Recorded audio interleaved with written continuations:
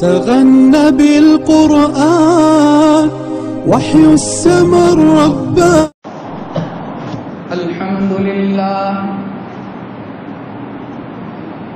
الحمد لله الذي هدانا لهذا وما كنا لنهتدي لولا أن هدانا الله لقد جاءت رسل ربنا بالحق صلوات الله وسلامه على سيدنا محمد وعلى آله وصحبه وبارك وسلم تسليما كثيرا. أما بعد فأعوذ بالله من الشيطان الرجيم. بسم الله الرحمن الرحيم. قل اللهم مالك الملك تؤتي الملك من تشاء وتنزع الملك ممن تشاء وتعز من تشاء وتذل من تشاء بيدك الخير إنك على كل شيء قدير. صدق الله العظيم. يا صاحب الجمال ويا سيد البشر من وجهك المنير لقد نور القمر لا يمكن الثناء كما كان حقه بعد خدا بزرگ توئی قصہ مختصر. ساتھ میں درود شریف پڑھیں. اللهم صل على سيدنا محمد وعلى آل سيدنا محمد وبارك وسلم. بزرگان محترم اور عزیز دوستوں اور گھروں پر سن رہی دینی ماں بہنیں،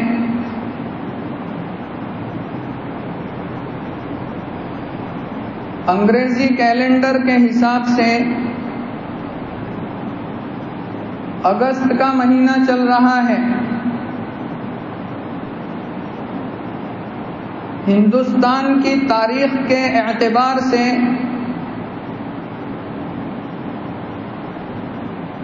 اگست کا مہینہ بڑی اہمیت کا حامل ہے.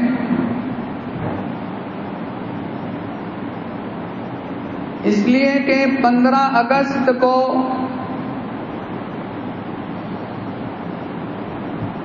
ہمارے ملک ہندوستان کو انگریزوں کی غلامی، انگریزوں کے ظلم و ستم سے نجات ملی تھی.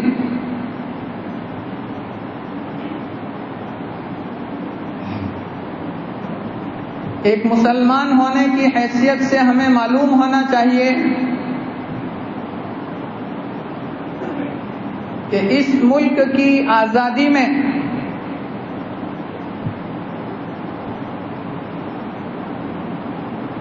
مسلمانوں کا اور خاص کر علماء کا کیا کردار تھا.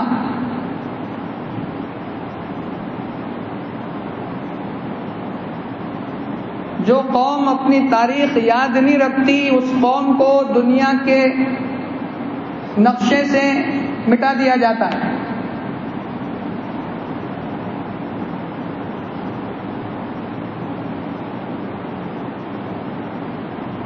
اسلام کو ماننے والا مسلمان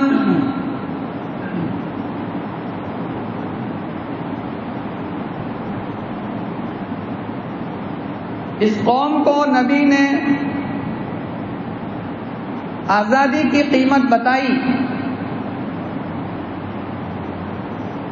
آپ کے تشریف لانے سے پہلے بھی غلامی کا سلسلہ تھا.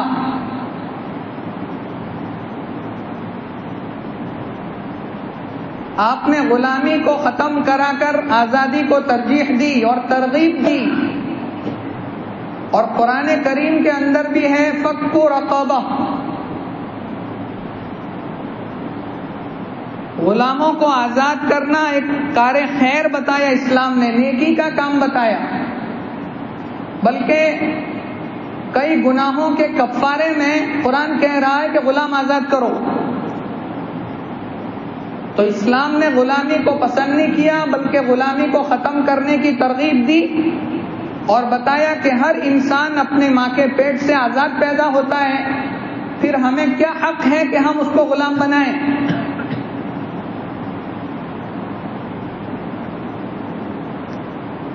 آج ہمیں خود اپنی تاریخ معلوم نہیں کہ ہمارے بزرگوں نے اس ملک کو آزاد کرانے کے لیے کتنی قربانیاں دی۔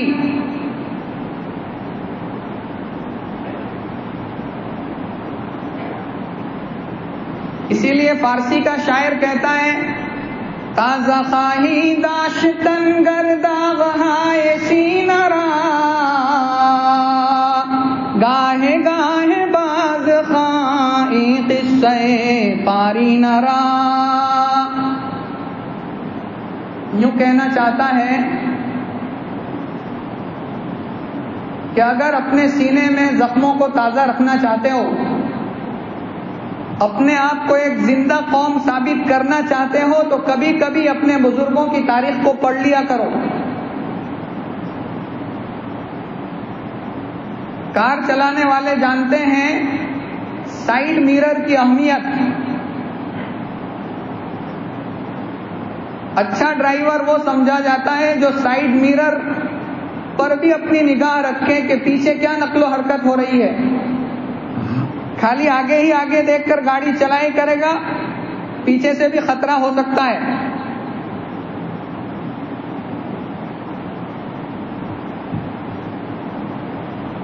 اصل میں جو اسکولوں میں پڑھایا جاتا ہے، ہم بھی پڑھ کے آئے، ابھی بھی بتایا جاتا ہے کہ اصل جنگ شروع ہوئی تھی 1857 میں اس ملک کو آزاد کرنے کے لیے۔ وہ غلط ہے۔ یہ 1857 کیوں پڑھایا جاتا ہے، اس کے پیچھے کیا راز ہے، وہ بھی سمجھنے کی ضرورت ہے۔ اور یہ ملک جب انگریزوں کے قبضے میں گیا تو سب سے زیادہ تکلیف ہمیں ہوئی، مسلمانوں کو ہوئی، اس لیے کہ انگریزوں نے جو ستا چھینی تھی وہ مسلمانوں سے چھینی تھی، مغلوں کے ہاتھ میں سے ستا گئی تھی۔ اس ملک پر مسلمان نے کم و بیش 1000 سال حکومت کی ہے، مسلمان کوئی معلوم نہیں کہ اس ملک کے اصل مالک ہم تھے انگریزوں سے پہلے۔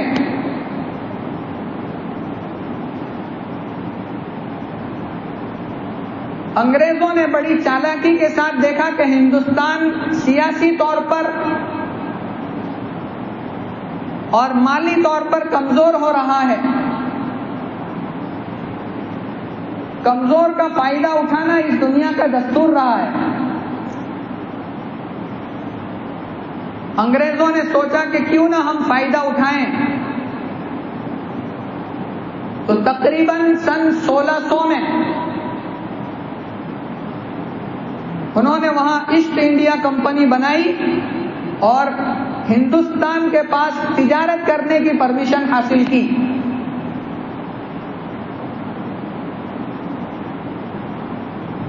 تو تجارت کی غرض سے انگریز یہاں آئے تھے۔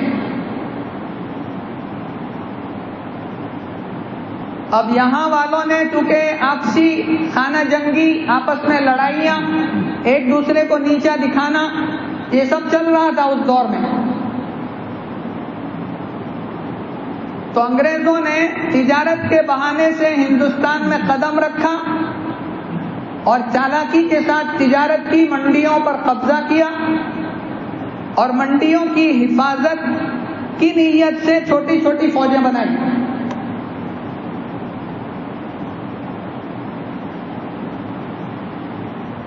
اور تجارت کے نام سے پیر پسیرے ہندوستان میں، اور آہستہ آہستہ پھر اس ملک کی سیاست میں حصہ لینا شروع کیا۔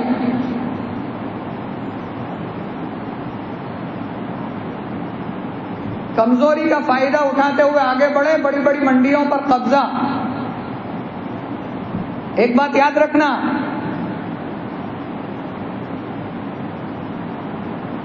کہ جس کے ہاتھ میں تجارت ہے، حکومت کے اندر اس کی بہت بڑی دخل اندازی ہے۔ کارپوریٹ جگت ملک کو کنٹرول کرتا ہے اور اپنے پسندیدہ آدمی کو جتانے میں کروڑوں روپے خرچ کرتا ہے۔ ابھی کی حالت بھی ایسی ہی ہے، میں اس کی تفصیل میں نہیں جاؤں گا۔ دو آدمی پورے ملک کو کنٹرول کر رہے ہیں، دو آدمیوں کو کنٹرول کر رہے ہیں، اور وہ دو آدمی پورے ملک کو کنٹرول کر رہے ہیں۔ یہ حقیقت ہے۔ تو تجارت کی غرض سے پورے ملک میں پیر پسیرے اور آہستہ آہستہ سیاست میں پھر آگے بڑھے۔ ان کی ان چالاکیوں کو مسلمان نے سب سے پہلے پہچانا، اور وہ مسلمان تھا علی وردی خان، بنگال کے اندر۔ نواب سراج الدولہ جو تھے، یہ ان کے نانا ہوتے ہیں، علی وردی خان۔ 1754 میں، یعنی 1857 سے بھی 104 سال پہلے، علی وردی خان نے انگریزوں کی چالاکیوں کو پہچان لیا اور ان کے خلاف جنگ کی اور ان کو ہرایا۔ اس کے بعد جب سراج الدولہ، جو ان کا نواسا تھا، علی وردی خان کے نواسے ہیں سراج الدولہ، نیک آدمی، ان کے پاس 1,30,000 کی فوج تھی، اور سامنے انگریز تجارت کے لیے آئے تھے، ان کے پاس کوئی فوج نہیں تھی۔ یہاں ہندوستانیوں کو ہی اپنی فوج میں بھرتی کر کے ہندوستان والوں کے خلاف جنگ شروع۔ ایک طرف 1,30,000 اور ایک طرف خالی 30,000 انگریز۔ پلاسی کے میدان میں جنگ ہوئی۔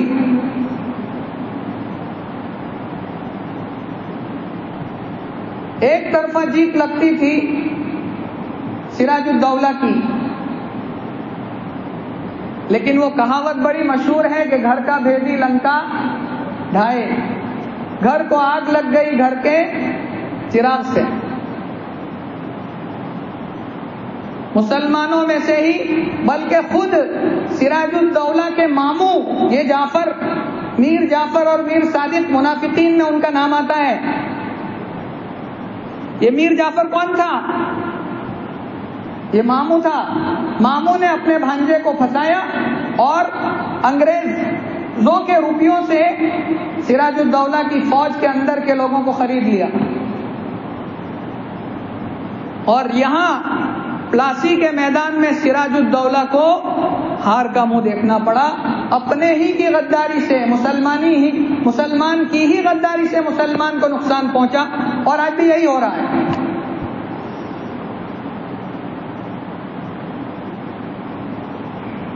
میر جعفر نے غداری کی، پیسے لے لیے، زمینیں اپنے نام لکھوا لی، اور انگریز بنگال کے اوپر قابض ہوئے اور آگے بڑھ کر پھر بہار کے اوپر اور اڑیسہ کے اوپر قبضہ کر لیا۔ آگے چل کر 1964 میں بکسر کی جنگ ہوئی، بکسر بہار میں، اور بہار پر قبضہ ہوا، اڑیسہ پر قبضہ ہوا۔ اس طریقے سے انگریز آگے بڑھا۔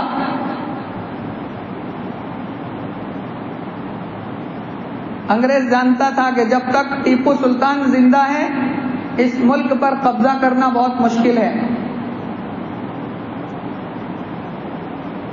ٹیپو سلطان شہید کی تاریخ پڑھو، آج تاریخ ہماری مسخ کی جا رہی ہے، ہمیں بھلایا جا رہا ہے، اور یوں بتایا جا رہا ہے کہ اصل مالک اس ملک کے ہم ہیں، تم تو کرایہ دار ہو۔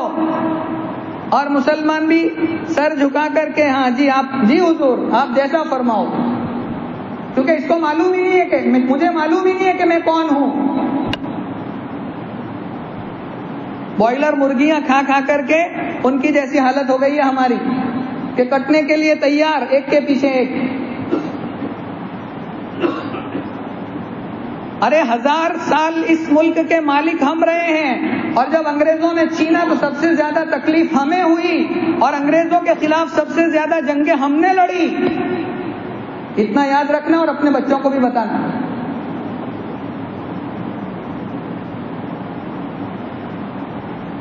پھر ان کا رخ ہوا میسور کی طرف. سلطنت خداداد کے مالک تھے ٹیپو سلطان. ٹیپو سلطان کی تصویریں جو آ رہی ہیں اخبارات میں اور بکس میں وہ آپ دیکھنا بغیر داڑھی کے آ رہی ہے. حالانکہ وہ ٹیپو سلطان اللہ کا بہت بڑا ولی تھا اور داڑھی اور سنتوں کا پابند, تہجد کا پابند, بلکہ مولانا حسین احمد مدنی رحمت اللہ علیہ کی زبان میں اپنے وقت کا بہت بڑا ابدال تھا ٹیپو سلطان.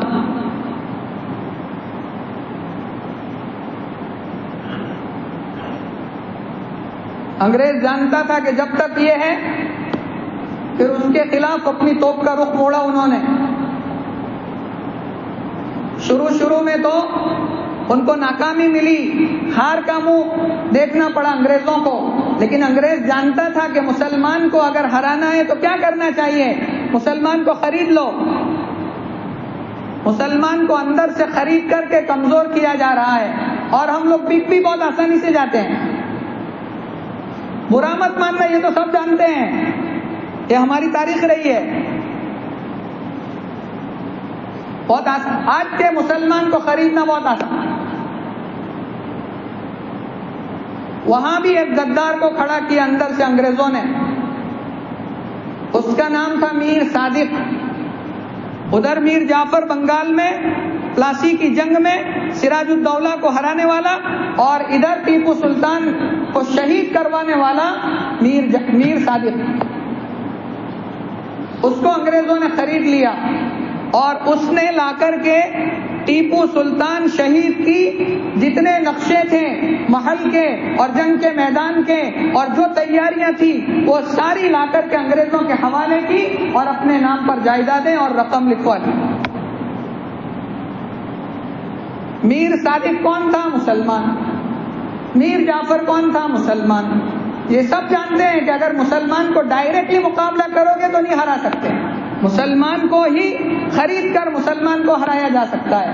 لوہا لوہے کو کاٹے.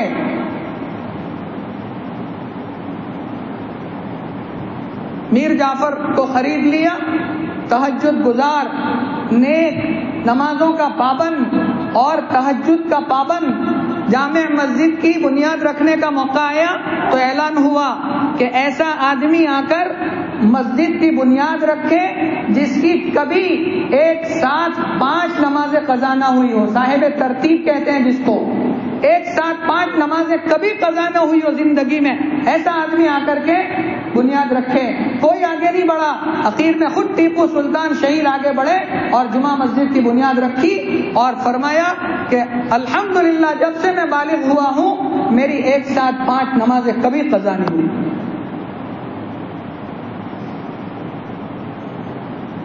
جس دن 1799 میں شہید کیا گیا ٹیپو سلطان کو, جس دن جنگ تھی اس دن صبح میں اٹھے, تہجد پڑھی, قرآن کی تلاوت کی, فجر کی نماز پڑھی اور پھر جنگ کے میدان میں آئے اور اپنوں کی غداری کی وجہ سے ان کو شہید کر دیا گیا. توپوں سے مقابلہ کیا انگریزوں کا. انگریز بھی حیران کہ اتنی ایڈوانس ٹیکنالوجی ہمارے پاس نہیں ہے, یہ کہاں سے لائے. سب سے پہلے توپ چلائی تھی ٹیپو سلطان نے, پھر اس کے بعد انگریز اس کو لے گئے, ریسرچ کیا اور پھر اس میں سے میسائل بنائی. ہمیں اپنی تاریخ معلوم ہونا چاہیے کہ ہم کون ہیں. اس ملک کو ہم نے کیا دیا؟ لوگ کہتے ہیں اس ملک کو کیا دیا ہے. یہ میسائل ہم نے دی ہے. اے پی جے عبد الکلام کون تھے؟ وہاں چنئی کے مدرسے میں مکتب میں بیٹھ کر پڑھنے والا یہ اے پی جے عبد الکلام بعد میں راشٹرپتی بنا. میسائل مین پہلے بنا اور وہ میسائل مین نے اپنی تعلیم کا مکمل کی چنئی کے مدرسے میں بیٹھ کر. اور اس دیش کا سب سے پہلا راشٹرپتی راجندر پرساد, اس نے بہار کے کھگڑیا ضلع کے گاؤں کے مدرسے میں بیٹھ کر, مدرسے میں پڑھا ہوا آدمی دیش کا کا سب سے پہلا راشٹرپتی بنا. مکتب میں جو پڑھایا جاتا ہے ایک معمولی نہیں ہے. ہمارے استاد فرماتے ہیں کہ بخاری شریف پڑھانے والے ہم لوگ جاتے ہیں گاؤں میں تو لوگ آگے پیچھے گھومتے ہیں, مولسا بھائی وہ موٹا مولسا بخاری شریف پڑھا ہے. ہمارے استاد فرماتے ہیں تمہارے گاؤں کے مکتب میں بیٹھ کر جو مولسا پڑھاتا ہے اس کی قدر کرو.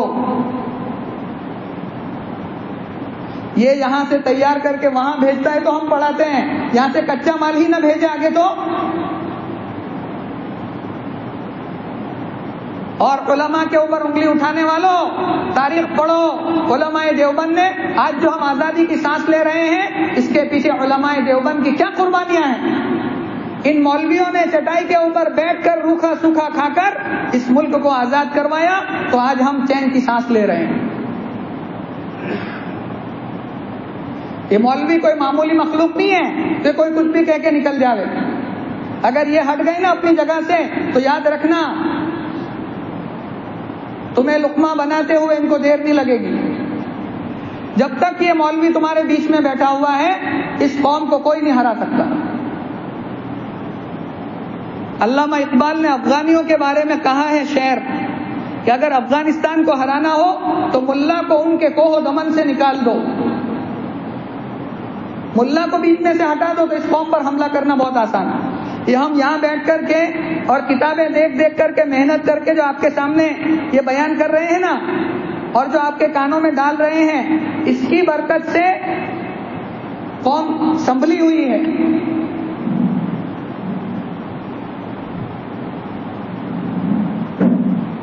تو 1799 میں شہید کر دیے گئے, لیکن انگریز کی اتنی ہمت نہیں تھی کہ قریب جاویں.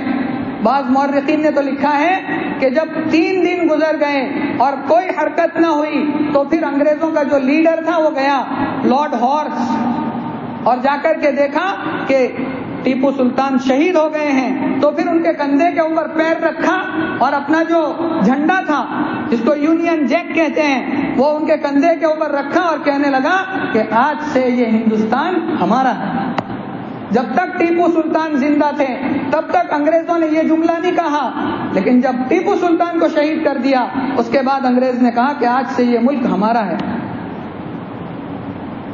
ٹیپو سلطان کا بہت مشہور جملہ ہے کہ شیر کی 1 دن کی زندگی گیدڑ کی 100 سال کی زندگی سے بہتر ہے. آج مسلمان نے اپنے آپ کو گیدڑ بنا لیا. کوئی ادھر سے دھکا دیتا ہے ادھر, ادھر سے دھکا دیا ادھر, ادھر سے لالچ دی تو ادھر, ادھر سے لالچ. ارے میں مسلمان ہوں,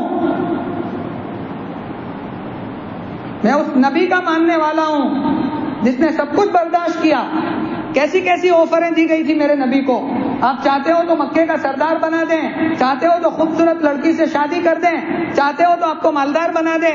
میرے نبی نے فرمایا ایک ہاتھ میں سورج دوسرے ہاتھ میں چاند اگر لا کر کے بھی رکھ دو یہ دین کا کام رکنے والا نہیں ہے. اس نبی کے ہم ماننے والے ہیں. ٹیپو سلطان کو شہید کرنے کے بعد پھر انگریزوں کی ہمت بڑھی اور پھر دلی کی طرف بڑھے.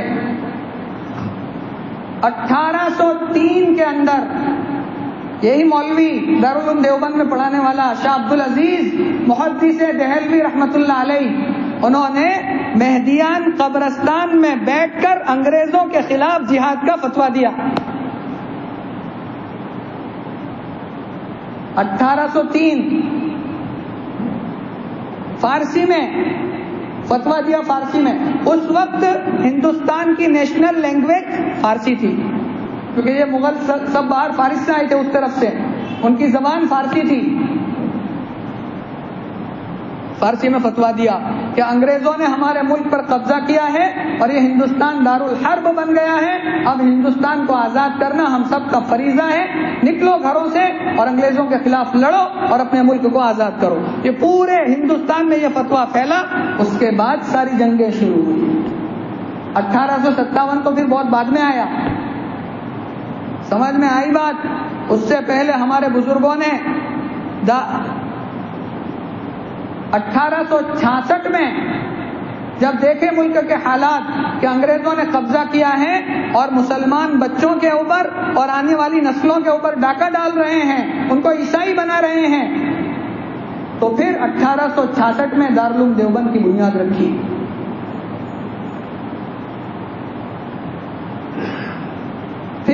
اس دارالعلوم دیوبند میں پڑھانے والے چٹائیوں پر بیٹھنے والے مولوی، ہمیں تو نام بھی نہیں آتے ان کے، حاجی امداد اللہ مہاجر مکی رحمۃ اللہ علیہ، مولانا قاسم العلوم نانوتوی رحمۃ اللہ علیہ، مولانا رشید احمد گنگوہی رحمۃ اللہ علیہ، مولانا حسین احمد مدنی رحمۃ اللہ علیہ، مولانا جعفر تھانیسری رحمۃ اللہ علیہ، مولانا عزیر گل رحمۃ اللہ علیہ، کتنے کتنے نام گناؤں.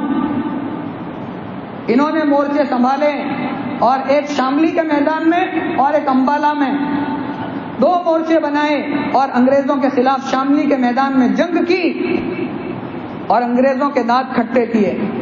انگریز جانتا تھا کہ جب تک یہ مولوی بیچ میں بیٹھا ہے ملک پر قبضہ نہیں کیا جا سکتا، اور انہی مولویوں نے اخیر میں ایک جملہ سنا کر جاؤں، مولویوں کے اوپر انگلی اٹھانے سے پہلے یاد رکھنا کہ 5 لاکھ مولویوں نے اس دیش کو آزاد کرنے کے لیے اپنی گردنیں کٹوائی ہے، اور دلی سے لے کر پشاور تک کوئی جھاڑ ایسا نہیں تھا، کوئی درخت ایسا نہیں تھا جہاں کسی عالم کی لاش نہ لٹکی ہو اس ملک کو آزاد کرانے کے لیے.